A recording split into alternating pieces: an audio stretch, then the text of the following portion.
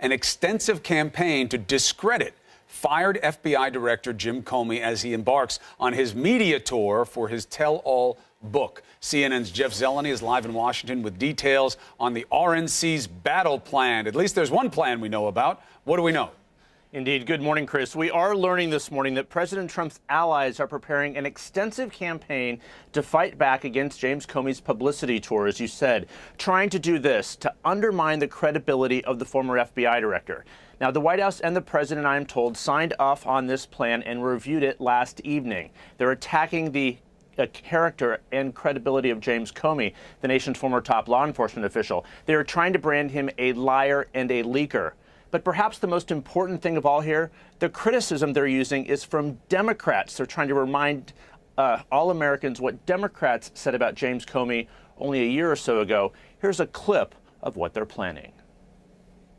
Democrats have been very critical of James Comey, and many of us did call for his resignation. Well, I was appalled by what Director Comey did. Comey acted in an outrageous way. He made a mistake. Maybe he's not in the right job. So, of course, it's an open question how successful Republicans will be making their case against James Comey, given, of course, that Donald Trump fired him nearly a year ago next month.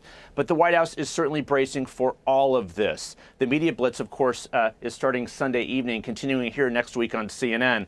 But White House aides are fearful of how the president is going to react to all of this and how that could influence the Mueller investigation. As for Comey himself, he, of course, had this to say last month on Twitter.